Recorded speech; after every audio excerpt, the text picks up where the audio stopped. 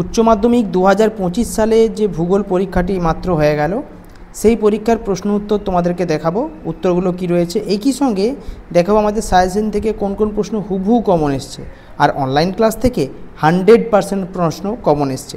দেখে নাও সঠিক উত্তরগুলি। কার্স্ট অঞ্চলে যে মৃত্তিকা সৃষ্টি হয় টেরা রোজা। পরে হচ্ছে যে উপকূলে নদী উপত্যকা সমকোণে মিলিত হয় সেটা হচ্ছে রিয়া উপকূল। সোয়ালো হোল যে পথে ভূগর্ভের সাথে যুক্ত থাকে তাকে বলে পোনর। হার্ড প্যান যে প্রক্রিয়ায় গঠিত হয় সেটা হচ্ছে পর্জলাইজেশন। মৃত্তিকার এ স্তর থেকে বি স্তরে খনিজ পদার্থের অপসারণকে বলা হয় এলুভিয়েশন। জলাভূমি অঞ্চলে জন্মায় এমন উদ্ভিদ শ্রেণী হচ্ছে হাইড্রোফাইট।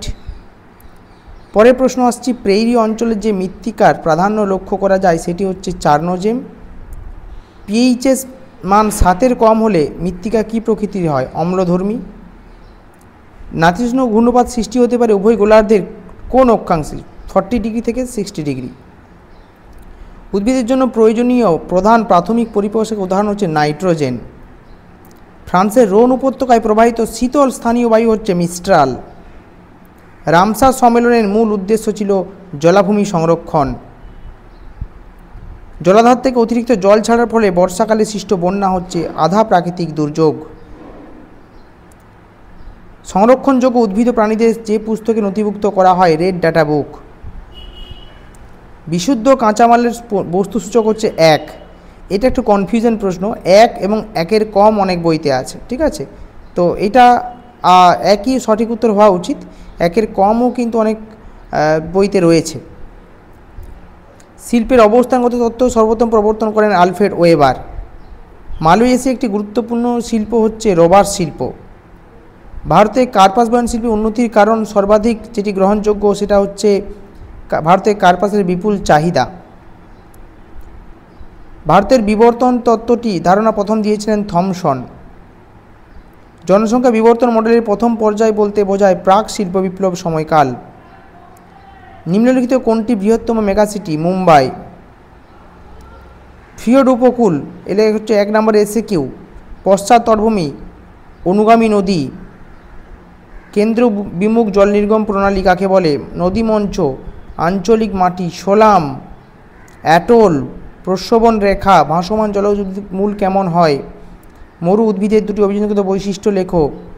196 ডিগ্রির তরল নাইট্রোজেনের মধ্যে শস্য বীজ সংরক্ষণকে বলা হয় ক্রায়ো প্রিজারভেশন। এটা বলা হয়, আমি এটা পেলাম, তোমরা একটু দেখবে এটা আর একটা কিছু নাম আছে, ঠিক আছে, ক্রায়োজেনেটিক এরকম কিছু নাম আছে, ক্রায়ো প্রিজারভেশনও ঠিক আছে। নিজস্ব প্রাকৃতিক পরিবেশে জীববৈচিত্র্য সংরক্ষণকে বলা হয় ইনসিটু সংরক্ষণ। রেগোলিথ, খুব সহজ প্রশ্ন। চলে আসি বড় প্রশ্নে। আমি সাজেশনে প্রথম যে প্রশ্নটা দিয়েছিলাম, প্রথম প্রশ্ন সাজেশনের ইউটিউব চ্যানেলে আমাদের ভিডিও আছে, সেটাই হচ্ছে এই প্রশ্নটা, হুবহু কমন। এই প্রশ্নটাও কমন। নাতিশীতোষ্ণ ঘূর্ণপাত জীবনচক্র আমি সাজেস্ট করেছিলাম।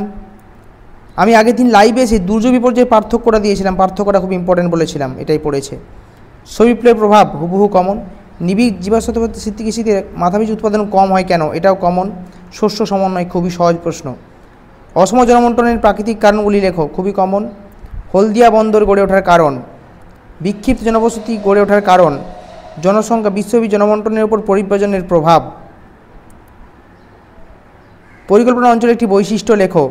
ভারতের পৃথিবীর বিভিন্ন দেশে অধিক জনসংখ্যার জন্য সৃষ্ট সমস্যা, অর্থাৎ জনসংখ্যা বৃদ্ধির ফলে যে সমস্যাগুলো হচ্ছে সেগুলো লিখতে হবে, ঠিক আছে।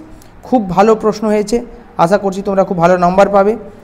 দেখা যাক পরীক্ষার রেজাল্ট তোমাদের কেমন হয়, আশা করছি খুব ভালো হবে। কত নম্বর ঠিক করে এসছো শর্ট প্রশ্নগুলো, বিশেষ করে এই যে শর্ট প্রশ্নগুলো এমসিকিউ, তোমরা কত নম্বর করে এসছো অবশ্যই কমেন্ট করে জানাও। Thank you.